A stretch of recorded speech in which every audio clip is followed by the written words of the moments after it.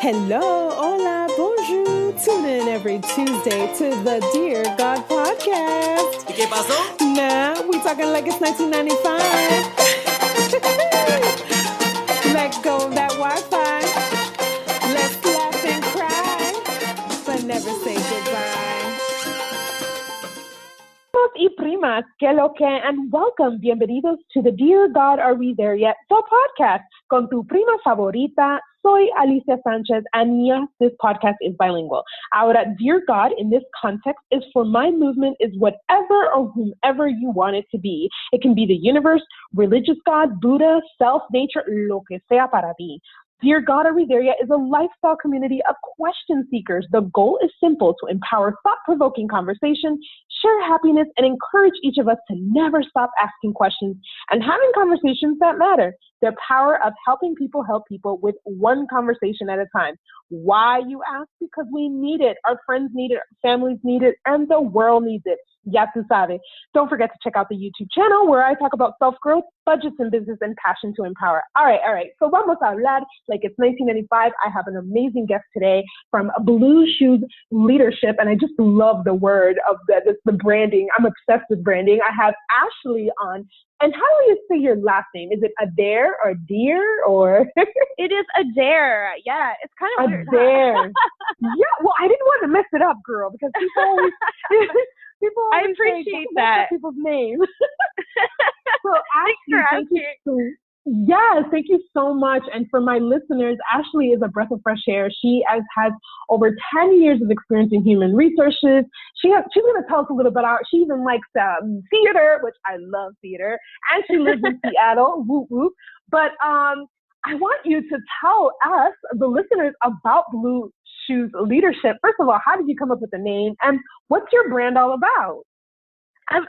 Thank you so much for having me on this show. I'm so excited to be here. I'm so glad you asked why Blue Shoes Leadership, because it's actually exactly for that. So people would ask me a question that I could actually engage with, because I personally, even though you're probably going to, at the end of this, be like, what? You're introverted? But I'm introverted.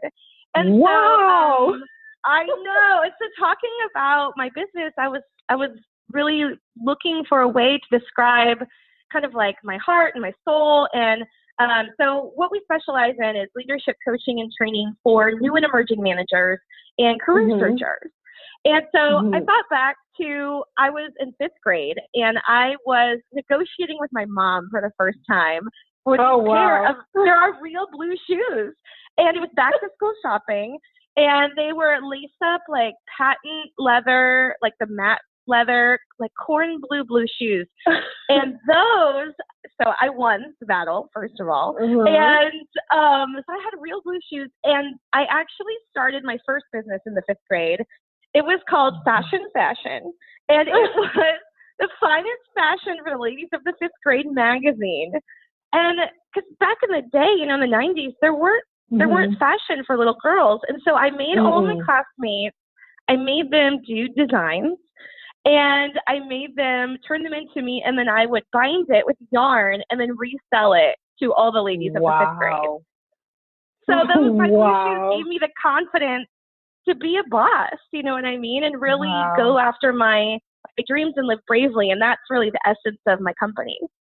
That's awesome. And, I love how you can get that from a child. We always take little things from a child, and we never know how much impact. Now, you talk about, having that courage. And for people that are listening, la gente que están oyendo en el show, there are some amazing women that are also like yourself that are introverts, but a lot of people do not know. And just a couple of top of my head is like Audrey Hepburn, Rosa Parks, and Emma Watson. There's a lot of people that are actually introverts, and you wouldn't match it. So what would you say to our listeners that kind of feel like, that's totally me. I don't want to be labeled as that, but that's me. What do I do now? Like, I have a vision. I want to do things. Like, what gave you that confidence that others that listening can say, yeah, let me take the leap of faith? Because you were 5th grade and you already started, doing this, but now as an adult. Yeah. I totally relate, because I walked away from, corporate America to found my business. I had a very comfortable six-figure job, I could have stayed in forever. And it was a leap. It is a leap, and it's scary. But as an introvert, you know, I gotta give a shout out to my inner circle. So, and I'll probably talk about this, you know, a lot today, because I think it's really important to identify who your inner circle is, and they're the ones who've earned the right to hear the vulnerable stuff. So for me, it's my husband and my girlfriends, but also just honoring what you need, because so and often I feel like, don't forget your cat. Oh my God, I am a crazy cat lady. I am. It's a bit much. I literally went, side note, to the International Cat Convention last year. Yes, there is one, and I went on purpose. Oh my gosh. The reason why I mentioned that, and I didn't try to, oh my God, shout out to them. I always say that I always mention, I didn't want to cut you up, but I did want to say to mention that, because our inner circle starts with our home, you know, our the people who are ready to listen to that. But go ahead and continue. I didn't want to cut you off. Oh, no, I love it. Well, I think it's just all about honoring, like getting real with yourself and saying, like, you know what, I actually do need that time to recharge, and then I'm going to be better for it.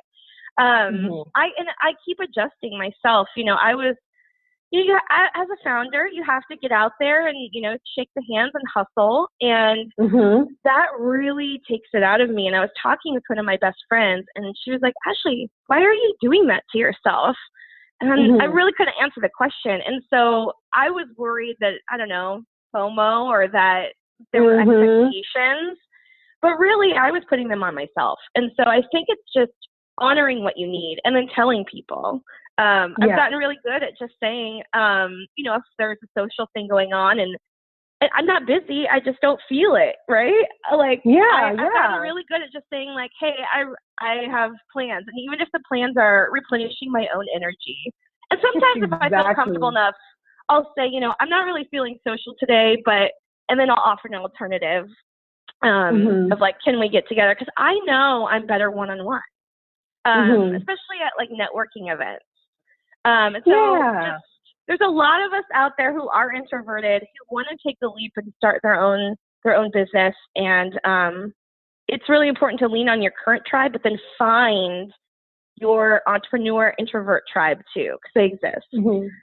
So how do you find that tribe? Like, how do you find where is it that I love, just to reiterate for our listeners, you know, don't let labels define you, you know, find those one-on-ones that will kind of help you for that networking. But how do you do that? Like, how do you find as an introvert to even go out there and say, okay, this is what I want to do? Or like an introvert, maybe an artist or creative or someone more structured. You know, how do you go out there and find those elements?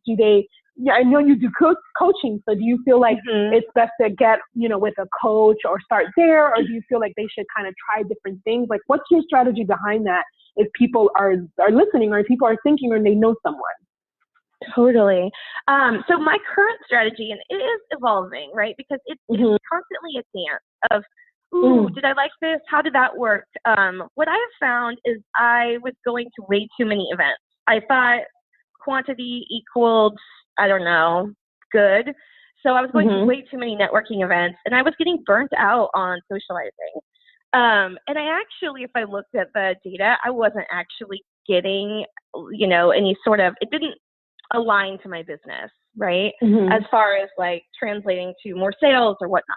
I was just expending all my energy spinning. And so what I've decided to do is limit the amount of events. And really, at first I had to do a lot of, I'm going to call it like friend dating, where you're really like out there looking for entrepreneur friends. And you do have to put yourself out there in that way of like, I am looking to meet other entrepreneurs who know what I'm going through. Does anyone know anyone?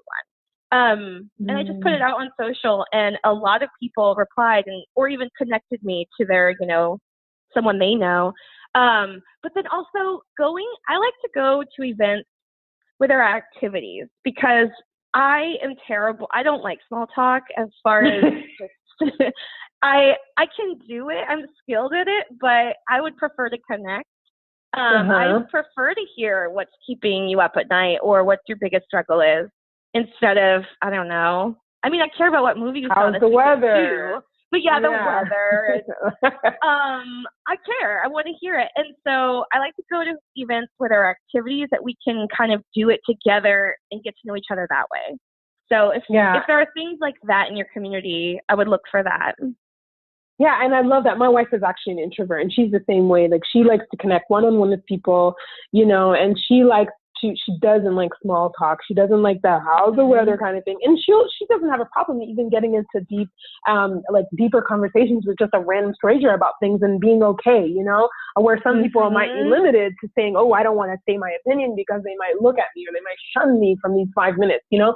So I like that. I like what you said about that. Now, I noticed that, and I want to speak about this for moms, especially for my mom listeners or women that are getting back into the field. And I see that you also have business, that you do coaching and stuff for business. So let's say like moms getting back into the work field, or they're trying to get back into their industry, and they're having some like identity thing, you know, like we all kind of go through this. It's not just mommies, but you know, when you get out of college, you're just like, what am I doing? You're 30. Yeah. And even as you go older, there's women in their 40s or 50s that are trying to change careers and stuff. And so what would you say to them that they might not be so much on the social realm because now family's important, but they still want to be able to, you know, grow? And what do you say about that for them? Well, so there's so many things. First of all, you know, just a little. I think it's all about, I love that you brought up identity, because so often we have this image in our head of what a certain milestone should look like, or what an entrepreneur looks like, or, you know, someone in their 50s, you know, should stay in their career that they've been in forever, even if they're not happy, right? You have these stereotypes. But if you really think about it, like, where did we get these from? And I know for me, it was the media, and it was also just like the people around me who I saw as models. So looking for role models who are living the life you want to live has been really helpful for me. And actually, they don't have to even be real people. So if there's a character, because I couldn't think of someone like me. So I like to think of characters if you can't think of someone that you personally know, and that's okay, right? You're like, hey, I like how they embody the spirit. But you're kind of reminding me, you know, of something I work on a lot with clients is the imposter syndrome. And getting that at the beginning of any kind of, like, it always shows up around a leap, right? At the beginning of something. And I like to say, if I'm thinking of going one way or another, I'm at a crossroads, and I get that feeling in my gut that's like, oh, like, I'm scared, I don't want to do it. That is my, like, compass. That's the way I know I'm supposed to go. So I think I would say trust your gut, but then also don't just listen to the inside of your head, because our our internal monologue cannot always be the most accurate. And so getting external about it and kind of socializing those ideas with your inner circle again, and getting there, because, I mean, we're mean to ourselves in our head. I know I am. I know my clients are. We would never talk to ourselves the way that we talk to, or we'd never talk to our friends the way we talk to ourselves. And so getting actual feedback from your friends and family, because at the end of the day, they always just want you to be happy. I mean, that was it took me a long time to kind of say out loud, I think I'm going to do this. I think I want to jump. And even just saying it out loud, that's really what got the ball rolling. For me, I found in my business, my friend was like, oh yeah, it's easy. Well, come to find out, she was totally just trying to tell me that to get me to take action. But she was like, yeah, just keep clicking. And it's one click at a time. And when we're looking at these giant life changes, often we look at like all 1 million steps at a time. Yeah. And we really need to, right? We're like, well, step Z or step, 999. But we really need to just go from step A to B, 1 to 2. And that's all you have to do. Yeah. So you mentioned about imposter syndrome, and I I have suffered that, I think, so many times in my life, and so many women have, and a lot of people don't even know what that is. But totally. we talk about imposter syndrome because it's a feeling, it's a real feeling and emotion, and it's all in our freaking mind sometimes. But can you talk a little bit about imposter syndrome for the listeners that are trying to understand what that is and see if they have it and know that it's in their head? Yeah, totally. Well, I'm super passionate about imposter syndrome. So, and by the way, if you know what it is, or you're just learning what it is, that does not inoculate you from having it again just by knowing what it is. And so I like to say that because I teach workshops on it, and yet I experience it all the time. Mm-hmm. And I kind of had imposter syndrome about imposter syndrome personally, because here I was standing in front of people doing workshops professionally. And then, in my personal life, I started graduate school this year. I'm the first in my family to go to school, and then certainly the first in my bigger extended family to go to graduate school. So here I am professionally standing in front of people talking about imposter syndrome, and then I'm experiencing it firsthand. So imposter syndrome is that feeling of that someone's going to find out that you are fraud, right? They're going to find out you don't know what you're doing. They're going to find out you don't belong here. They're going to find out that there's been a mistake and, we actually didn't mean to send an acceptance letter to you. And so that feeling is imposter syndrome.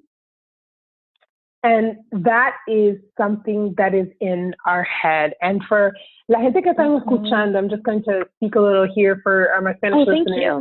Algunas veces tenemos la mente que, wow, yo no puedo hacer esto porque no tengo los detalles, no tengo los papeles, no tengo siempre esta excusa, pero eso es imposter syndrome, eso es algo que tenemos en la mente y tratamos de parar eso. But it's so hard because we always think like, well, if I deliver it this way, maybe somebody else who delivers it that way might say, well, you don't know this. And it's like, how can I get that out of my mind? So it's true, especially when I used to consult a lot of business and fashion designers and brands. And for so many times, they would ask me questions. I'm like, look, that's a really good question. That's never happened to me, but I will find out who it's happened to, and I will give you an example, because I feel like especially in different industries, you feel like you have to prove yourself. I never went to school for fashion design, but I went to school for business. You know what I mean? And I did the business side. And so even though I knew how to sew and I've done production, I always felt like, oh my God, you never went to Parsons or FIT. So whatever you're going to say is not valid. And we go through that no matter how old we are, no matter where we're from, we go through that. And Ashley, you really just pinpoint that. So I'm going to recap kind of what you said, and you can kind of, go in there. And then I have one more question for you. So Ashley was talking about don't let labels define you. That one-on-one, find your community, your support, and don't feel like you have to do what everybody else is doing. Find what works for you. Practice what you preach. If it's something that you say that you're going to learn about this industry, like go learn about it, like understand it, be in that realm. Don't get burned out. The slow dance always works. It's just moving to the beat of you, and find that fictitious character. I love that one, Ashley, about, if it's not already out invented. I mean, you can probably say, all right, well, I might be this, Scooby-Doo of this type with unicorn. Yeah, I don't know. Totally. Exactly. Yeah. And then the last one I want to, go ahead. Oh, no, you go ahead. But then I have something that I just want to share about making characters that helps with imposter syndrome. I have to tell you guys about. Yes. And then the other one that I wanted to say was, when in doubt, be an introvert for a moment. I love that. I'm an extrovert, but sometimes I like to be an introvert for a moment. And this is good because instead of looking always at the big picture, go from A, and my wife says this all the time. She's like, go to A to B and then C to D. Like, don't try to go A to M. Like, it doesn't work like that sometimes. And it's true. Sometimes it works. So I'd love to hear how to the fictitious character. Yeah. So I just want to remind everyone that like everyone gets this. And I actually talked to Dr. Pauline Plant, who coined the term. And actually, we're all saying it wrong. Unfortunately, her poor research was hijacked over the years. So the initial research was done in 1978. And we actually celebrated the 40th anniversary last fall of this imposter research. Yeah, it's really cool. And I got in contact with her because I was doing a presentation on it. And just on a hair, I reached out to her. I was kind of in a jam. I was supposed to just moderate a panel on imposter syndrome. And then all of a sudden, it was me presenting. That's the birth of my imposter syndrome work. And I was talking with her, and she was like, Ashley, it's actually the imposter phenomenon is what we initially called it, because it was a phenomenon. It was back in the 70s. But she says that she wished she would have called it the imposter experience. And that because everyone goes through it, and there's nothing wrong with you. It's simply a phase you need to work through and recognize. And that's why what they did in the study is they had like a group of women. It was female focused at the time, and it's since been corrected to include all genders. But so what they found, and that's why I'm like, the inner circle is where it's at, is like getting external, finding your people, and just naming it, just talking about it was what they found was the best thing for it. And then what I like, and so the character is, so if you're in a situation, right, like if you're transitioning careers, or, your mom trying to get back into the workforce, if it's not you, right, if you're starting to feel this imposter feeling creep back in, so create a deserving avatar. So if not you, then who? And I like to frame it within a cartoon, because cartoons are less scary. I don't know. They're just fun. So like really flesh it out. Like, what do they look like? What are they wearing? What do they eat for breakfast? Like, really design a character of who you think is supposed to be doing this, or where you're at that you're not. And often you'll find that you're more alike than you realize, or you'll realize there's actually not that much difference. And that just a couple things felt big. Yeah. I love that avatar that makes it real. Like, oh, she would wear this, and she would eat this, and she would think about this. I like that. Sometimes we need that. Yeah. Oh my gosh. Thank you so much. For everybody listening, I have one more question to ask you. I feel like a funny question, but para todo el mundo que está escuchando, I will have her information and details, and she does do coaching, and it's affordable. If you're a student and veteran, and you're in a budget, and you're a student and veteran, she has great prices on there. And I believe in investing. I've always told this to my clients, and even having coaches in the past, that investing in yourself is important depending on what you're doing in your life. It doesn't matter if you join a gym membership or a meal delivery service, or if it's someone taking care of, teaching you something. It's always good to add those people in your circle. So I will have the information on there. But my last question for you, Ashley, is what would you call your superwoman power? Ooh. I would say my superwoman power is resilience, because I keep, I've had a lot of things happen in my life, and it's all about just like kind of brushing off and getting back up. I'm really good at getting back up. And that's the most important part of that, right? Getting back up, regardless of what happens. Yeah. I want to thank you so much, Ashley, for your time and your knowledge, and just, information that always helps not only myself, but listeners kind of dig deep and give us action steps, of how to look at things from a different perspective, not what just we're learning every single day or reading. So I want to thank you again so much. For all my listeners, thank you for tuning in. And if you want more information, all the information will be below. If you have questions, go ahead and contact her. Even if it's something random, or you're kind of having an idea of something and you want to flesh out, book a session with her so that she can kind of see and see if you guys are a right fit as well. Until next time, remember, love and light, and never stop asking questions and having conversations that matter. Have a good one. Until next time. Bye, Ashley. Thank you so much for being on my show. Thank Bye. you. You're welcome.